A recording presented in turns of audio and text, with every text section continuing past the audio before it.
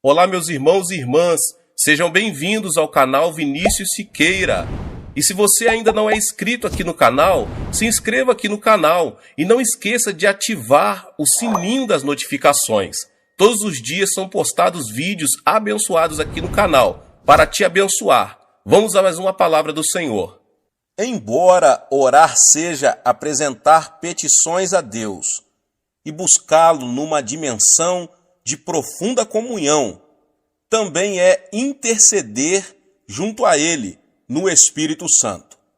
Então, a oração de intercessão é o terceiro nível de oração, no qual participamos da compaixão de Cristo por uma pessoa, uma circunstância, uma necessidade em alguma parte do mundo. A intercessão é o tipo de oração pelo qual podemos tornar-nos participantes dos sofrimentos de Cristo. Quando oro no Espírito Santo, sei que algumas dessas orações têm como objetivo pessoas e circunstâncias de outras partes do mundo. Posso não conhecer com exatidão os detalhes do problema, mas Ele conhece e me usa para orar até o fim, até eu ficar sabendo que Deus já atendeu a petição.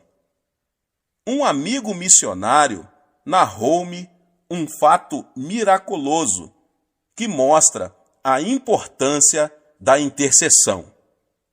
Um grupo de missionários estava viajando num deserto da África.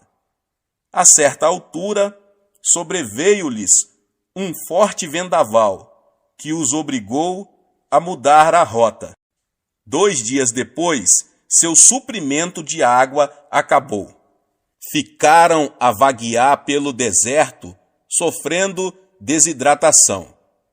De repente, deram com um poço de água e foram salvos. Mais tarde, voltando a esse lugar onde tinham sido salvos, constataram que o poço não existia. Na ocasião em que estavam passando por aquela necessidade, alguém estivera intercedendo em oração e Deus fizera um milagre. Em 1965, conheci uma senhora que me relatou sua experiência de intercessão em favor de nossa igreja. Após fundar minha primeira igreja, que ficava numa localidade afastada de Seul, comecei um trabalho pioneiro para a organização de uma igreja no centro da capital. 20 anos antes de eu começar essa igreja em Seul, aquela senhora tinha tido 3 visões dela. Após cada uma das visões, ela intercedeu por nós no Espírito. Na ocasião em que ela orava, 1944, o país ainda estava debaixo da ocupação japonesa e não havia ainda qualquer plano acerca da igreja. Mas o Espírito Santo sabia que essa igreja, que se chamava de Igreja de Sudaemon, por causa do local onde se situava, iria tornar-se a igreja central do Evangelho pleno. Deus usou aquela senhora fiel numa oração de intercessão para levar o Espírito Santo a pairar sobre essa área muitos anos antes que a visão viesse a se concretizar. E quando o Espírito paira sobre uma região, ele tem consigo toda a dinâmica da vida, assim como uma semente, no plano material, tem consigo a vida e dá origem a ela. Esse ponto é muito importante, e por isso que desejo estender-me um pouco mais nele. Na concepção de uma criança, o óvulo da mãe e o espermatozoide do homem já trazem consigo um complexo código, que é, na verdade, uma estrutura básica do que aquele indivíduo será no futuro, determinado por esse código genético. Quando o Espírito Santo produz vida, grande parte da dinâmica dessa vida é determinada pela vontade de Deus e implementada pelo Espírito Santo. Em 1944, ninguém imaginava que no futuro Deus ergueria no centro de Seul uma igreja que seria o meio pelo qual toda a nação coreana iria receber o Evangelho. Mas o Espírito Santo sabia, pois conhece a mente de Deus. Por isso, ele despertou uma fiel intercessora que iria orar no Espírito 20 anos antes de tornar-se evidente a realidade pela qual intercedia. Essa senhora viu a igreja, viu que ela seria a maior igreja do mundo. Ela teve a mesma experiência de Simeão e Ana, em Lucas, no capítulo 2. Eles reconheceram que a criança que se achava diante deles naquele momento e que tinha apenas 8 dias de nascida seria o Messias de Israel. Agora, quais são as qualidades de um intercessor? Simeão constitui um exemplo perfeito das qualidades que o intercessor deve possuir. Em primeiro lugar, ele era um homem de oração. A pessoa que quiser entrar no ministério de intercessão tem que ser dedicada à oração. Em segundo lugar, ele era paciente. A Bíblia diz que Simeão aguardava a consolação de Israel, enquanto a maioria das pessoas aguardava uma solução política. Ele sabia que a solução para o problema do povo de Israel seria espiritual. Assim sendo, poderia esperar muitos anos para ver a resposta de suas orações. Em terceiro lugar, ele era cheio do Espírito Santo. Só uma pessoa que possui o Espírito Santo pode suportar o peso da oração da intercessão. Em quarto lugar, ele confiava. Simeão tinha recebido a revelação de que veria a resposta de suas orações antes de morrer. Então ele passou a ir ao templo todos os dias, fielmente, durante anos e anos, até que chegou finalmente a ocasião em que Cristo foi apresentado ali. Em quinto lugar, ele era um homem de visão. A profecia que ele fez sobre o Cristo menino deixou José e Maria maravilhados. Portanto, ele estava enxergando a realidade de Cristo, mais do que a própria mãe dele e do que o pai adotivo. Antes do nascimento de Cristo, o Espírito Santo tinha levantado 2 intercessores fiéis. Eles passaram muitas horas jejuando e orando sobre a vinda do Messias. E Deus permitiu que vivessem até ver a resposta de suas petições. Desse modo, seu ministério de intercessão foi registrado para sempre nas Escrituras. A oração de intercessão é necessária para o cumprimento da vontade de Deus. Isso não quer dizer que Deus seja capaz de realizar sua vontade sozinho, mas ele resolveu incluir nossa participação na realização dela. Assim sendo, aqueles que assumem um ministério de intercessão, na verdade, se tornam partes integrantes da realização dos planos e propósitos de Deus. Agora, por que a intercessão é necessária? Antes de analisarmos a necessidade da intercessão, devemos ver o que nós, discípulos de Cristo, somos nessa terra. Nós somos o sal da terra, Mateus 5,13. O sal dá sabor aos alimentos, aos quais é adicionado. Jó disse o seguinte: comer-se-á sem sal o que é insípido? Jó 6,6. A igreja deve ter na terra a mesma função do sal. Nossa presença na terra impede que Deus destrua este mundo pecaminoso, como destruiu Sodoma e Gomorra. Assim, ele coloca sobre nós a responsabilidade do retardamento do juízo final, dando mais tempo aos homens para que aceitem ou rejeitem a Jesus Cristo como Salvador. Da mesma forma, somos embaixadores de Cristo. Assim, somos enviados como representantes oficiais de nosso governo, o Reino de Deus, para apresentar seus interesses em um país estrangeiro. Quando dois governos estão em guerra, a primeira coisa que fazem é retirar seus embaixadores. Portanto, o fato de permanecermos nesta terra significa que Deus ainda está suportando o pecado do mundo e ainda há tempo para se pregar o Evangelho.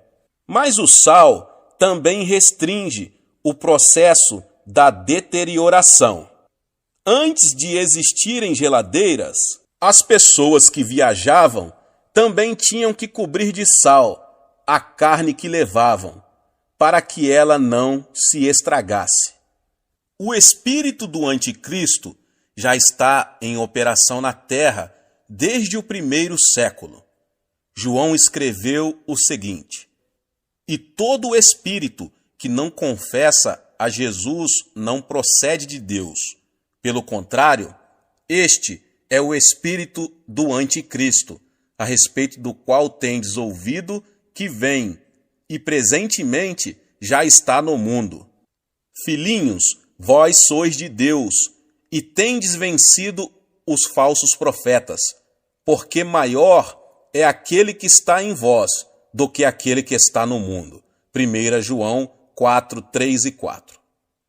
O espírito do anticristo, que é o espírito do desrespeito às leis, está operando com uma influência cada vez maior no mundo. Eventualmente, esse espírito produzirá o anticristo em pessoa. Por meio da igreja, o Espírito Santo está detendo essas forças contrárias a Deus, até que essa força positiva seja removida da terra. À medida que vamos amadurecendo no cristianismo, começamos a compreender que ser crente não é apenas um privilégio, mas também constitui uma responsabilidade. E sendo a principal barreira que impede a expansão da influência de Satanás no mundo, precisamos entender bem a importância da oração de intercessão. Se não entendermos claramente nossa condição de sal da terra e, por negligência, permitimos que o mal assuma o controle das circunstâncias naturais prevalentes em nosso país, então o sal terá perdido seu sabor. Naquela ocasião, Jesus disse: para nada mais presta, senão para ser lançado e ser pisado pelos homens. Nós fomos chamados por Deus também para sermos um reino de sacerdotes. E como corpo sacerdotal de reis, recebemos a autoridade. A tarefa do sacerdote do Antigo Testamento era interceder pelo seu povo diante do propiciatório. Assim também, em nossas orações de intercessão, exercemos nosso papel de sacerdotes do Novo Testamento, tomando posição na brecha, clamando pelas necessidades do povo de Deus. Deus determinou que seus filhos governem conjuntamente com Cristo. Ele não governa sobre nós, eximindo-nos de responsabilidades, mas ele nos delegou autoridade para assisti-lo em seu governo na terra. E pôs todas as coisas debaixo dos pés, e para ser o cabeça sobre todas as coisas, o deu à igreja, a qual é o seu corpo, a plenitude daquele que a tudo enche todas as coisas. Efésios 1, 22 e 23. E no capítulo 2, Paulo amplia sua explanação de nosso papel como governantes, e juntamente com ele nos ressuscitou e nos fez assentar nos lugares celestiais em Cristo Jesus. No exercício da autoridade espiritual, o conhecimento e sabedoria humanos que possuímos são vivificados pelo Espírito Santo, mas possuímos também conhecimento espiritual, que ultrapassa nosso conhecimento natural. Esse tipo de conhecimento nos é dado pelo Espírito Santo. O texto do Antigo Testamento mais citado no Novo é o Salmo 110. Vamos analisar atentamente este salmo para vermos como nossa autoridade pode ser empregada na oração de intercessão. Disse o Senhor ao meu Senhor: assenta-te à minha direita, até que eu ponha os teus inimigos debaixo dos teus pés. O Senhor enviará de Sião o cedro do seu poder, dizendo: domina entre os teus inimigos. Apresentar-se-á voluntariamente o teu povo no dia do teu poder, com santos ornamentos, com o orvalho emergindo da aurora, serão os teus jovens. O Senhor jurou e não se arrependerá. Tu és sacerdote para sempre, segundo a ordem de Melquisedeque. O Senhor, à tua direita, no dia da sua ira, esmagará os reis. Ele julga entre as nações, enche-as de cadáveres, esmagará cabeças por toda a terra. De caminho, bebe na torrente e passa de cabeça erguida. Nesse importante salmo, Cristo é apresentado como o supremo governante da terra e como sumo sacerdote, segundo a ordem espiritual de Melquisedeque.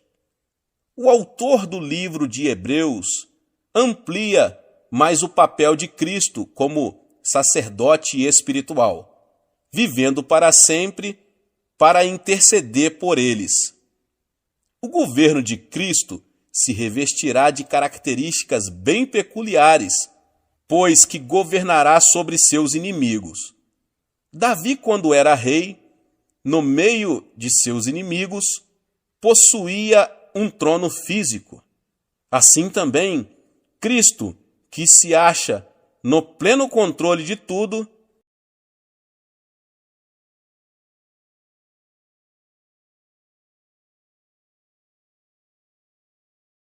sem contudo possuir os tronos físicos do poder terreno.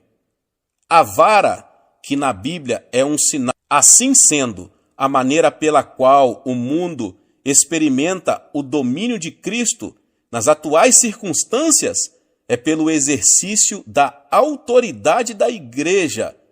Agora que já entendemos nossa posição espiritual neste mundo, como sal da terra, sacerdotes reais e coparticipantes do governo de Cristo, vejamos como funciona a intercessão e por que ela é necessária. Como vimos na oração que Daniel fez, Satanás faz oposição à vontade de Deus, não somente naquilo que diz respeito à igreja, mas em tudo que se relaciona com o mundo. Tendo recebido autoridade sobre esta era, Satanás é chamado de o Deus deste século. Ele dirige todo o seu poder contra o povo de Deus, que, como já vimos, é chamado a exercitar a autoridade de Cristo. Sabendo que a igreja é o principal obstáculo às suas pretensões na terra, Satanás se esforça para nos devorar como um leão que ruge. Entretanto, o evangelho tem que ser pregado e as nações têm que chegar ao conhecimento de Cristo. Vemos aí dois interesses conflitantes. E como vemos pelo estudo da história, quando há conflito de interesse entre as nações, surgem as guerras. Pela intercessão, o crente passa a exercer sua função sacerdotal, pela qual ele oferece uma base terrena a Deus, para que promova seus interesses.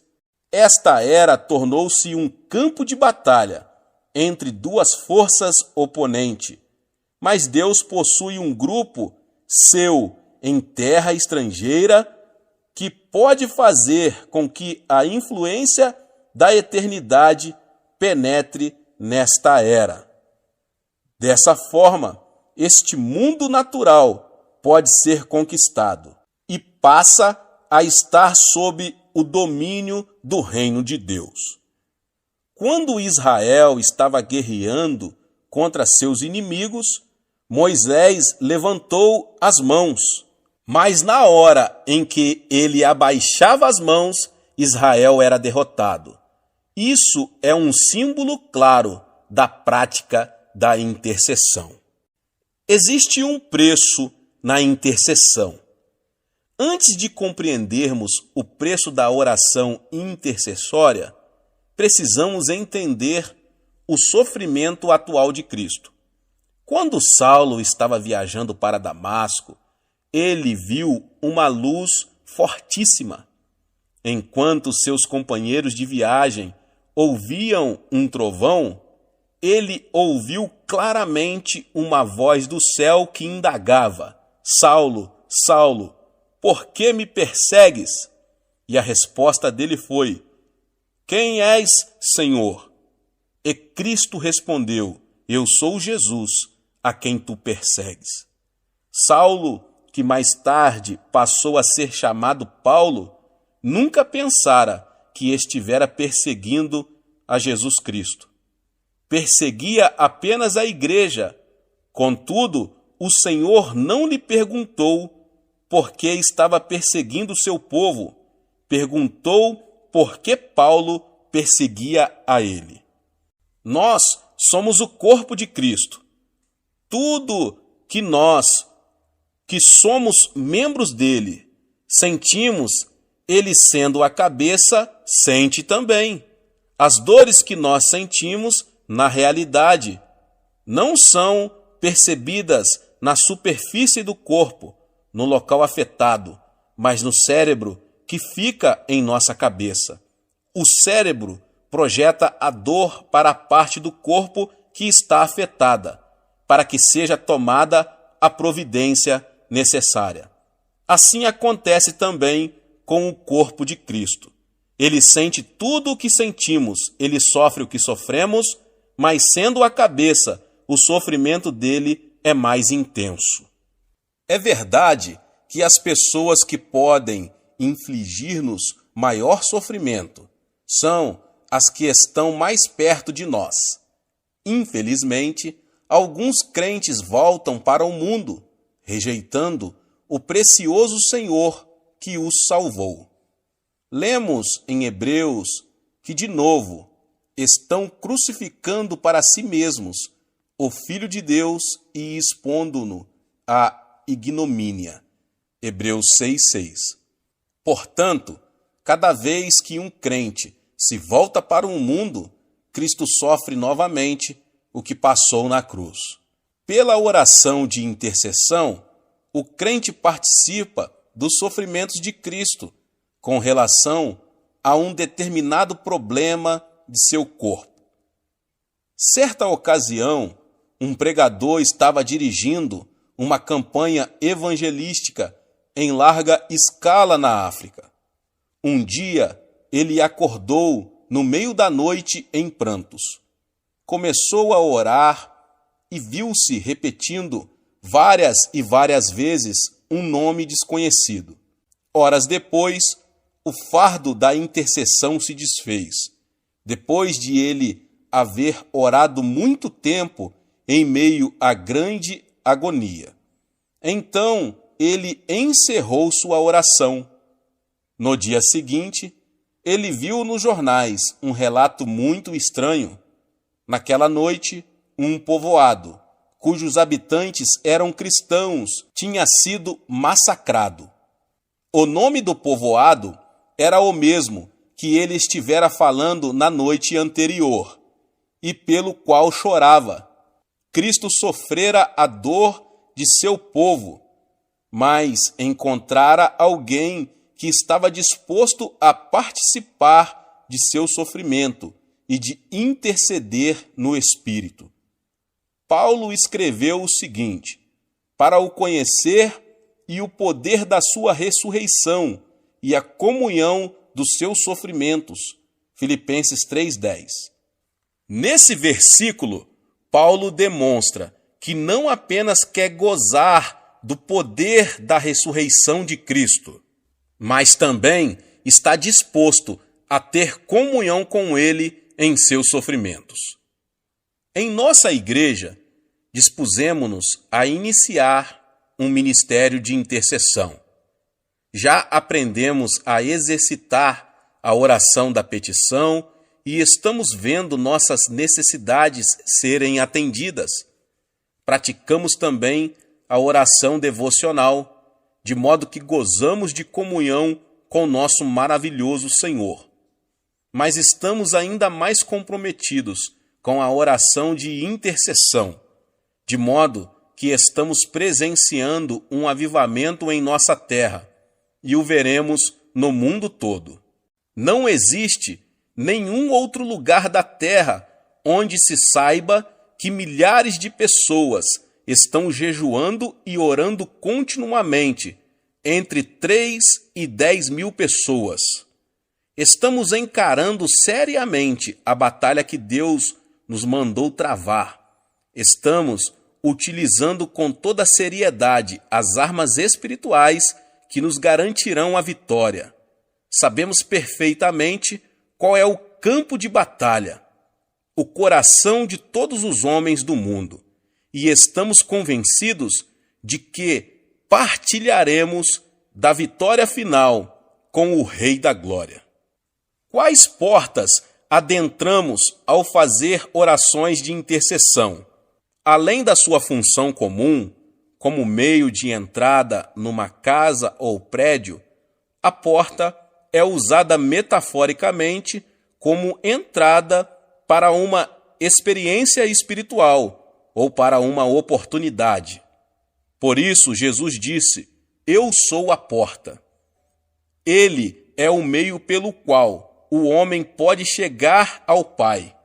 Paulo empregou essa palavra como uma entrada para uma oportunidade. Ele disse: "Ora, quando cheguei a Troade para pregar o evangelho de Cristo, uma porta se me abriu no Senhor.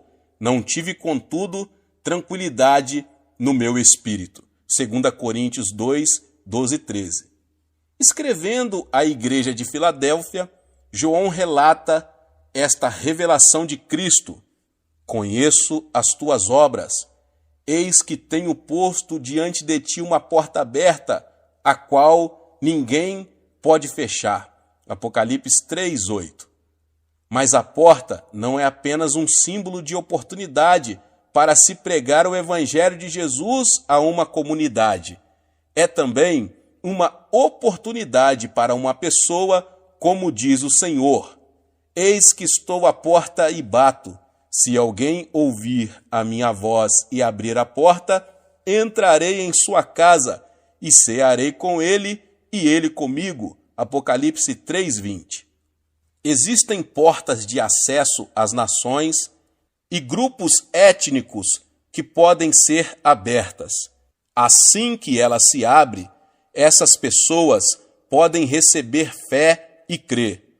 Ali chegados, reunida a igreja, relataram quantas coisas fizera Deus com eles e como abrira aos gentios a porta da fé. Atos 14, 27.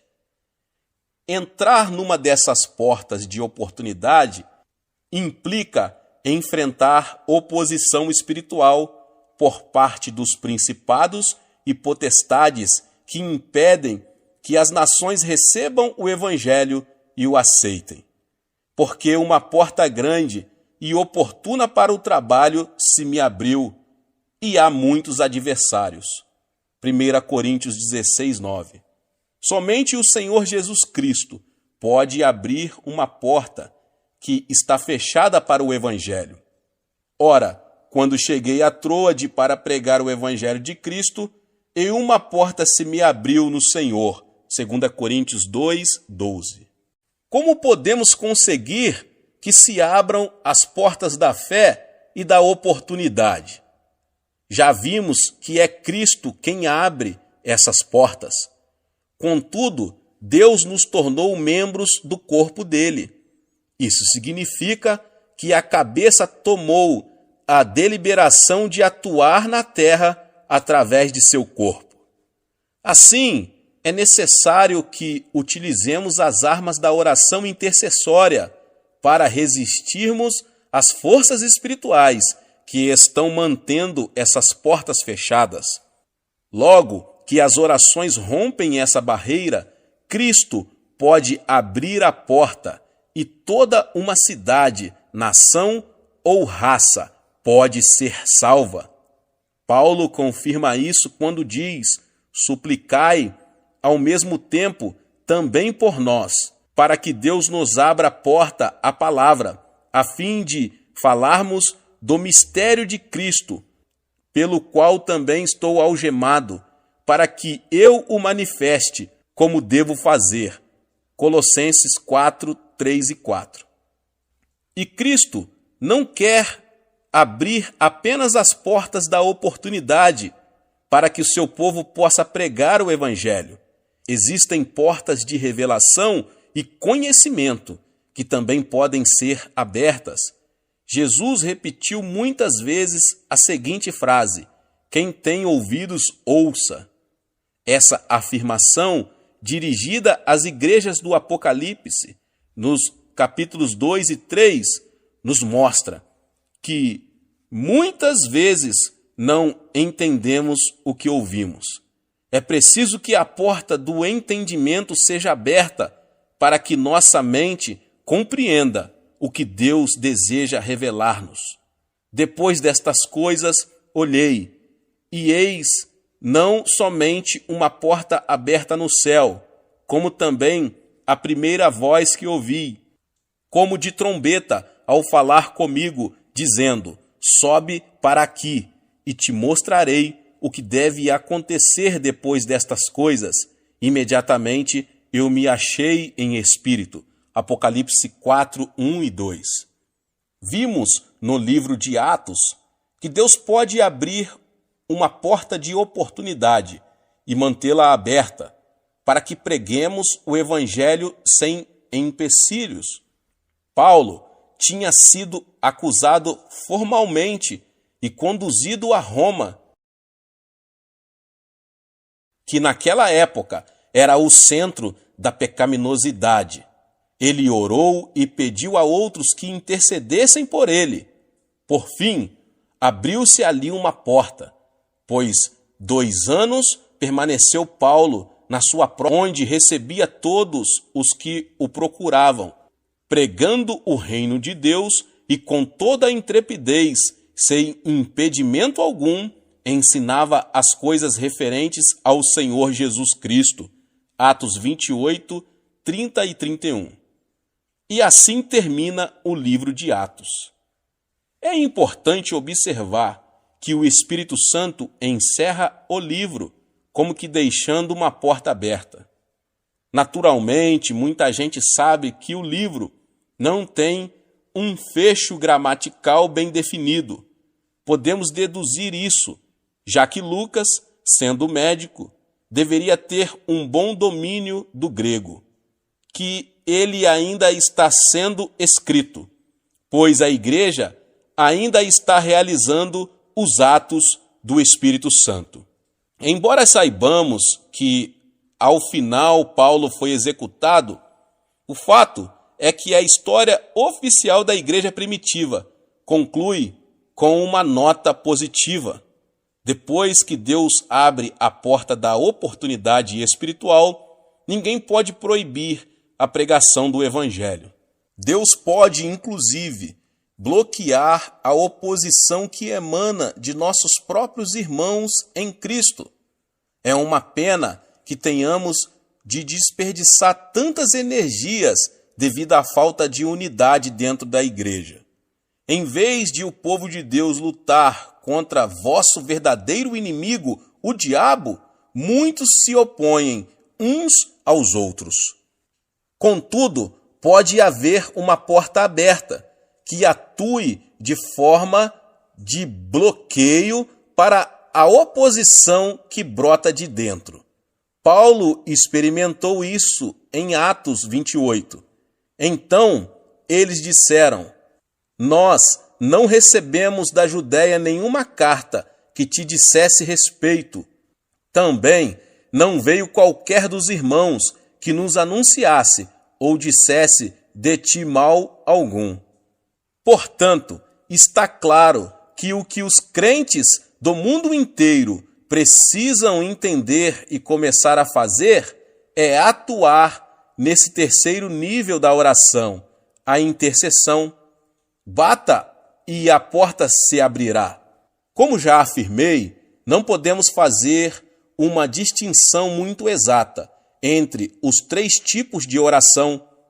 Podemos fazer petições, ter comunhão e intercessão no mesmo momento de oração.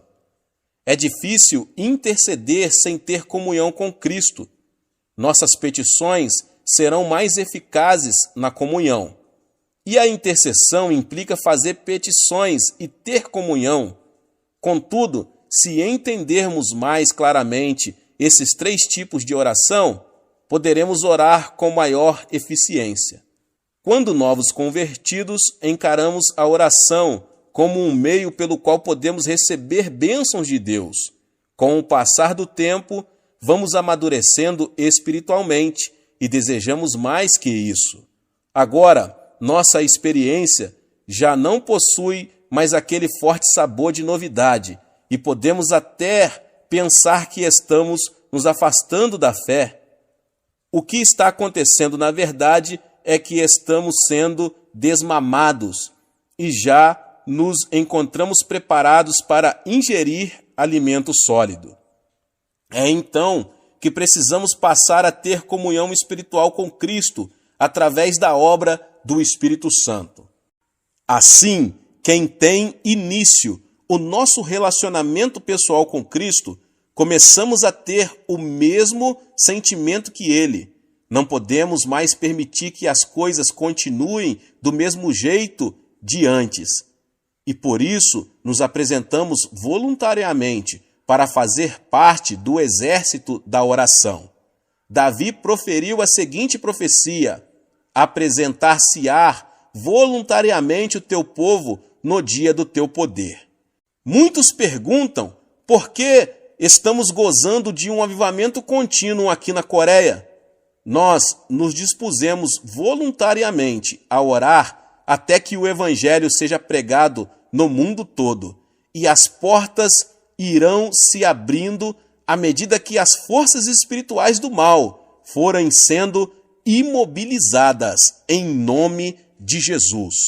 Deus abençoe a sua vida, você que ouviu essa palavra. Talvez você chegou aqui pela primeira vez e ainda não é inscrito no canal. Se inscreva no canal e ative o sininho das notificações. Todos os dias são postados vídeos abençoados aqui no canal para te abençoar. Deixe também um seu like e não esqueça de compartilhar este vídeo, esta palavra, com mais pessoas. Nos vemos nos próximos vídeos. Amém!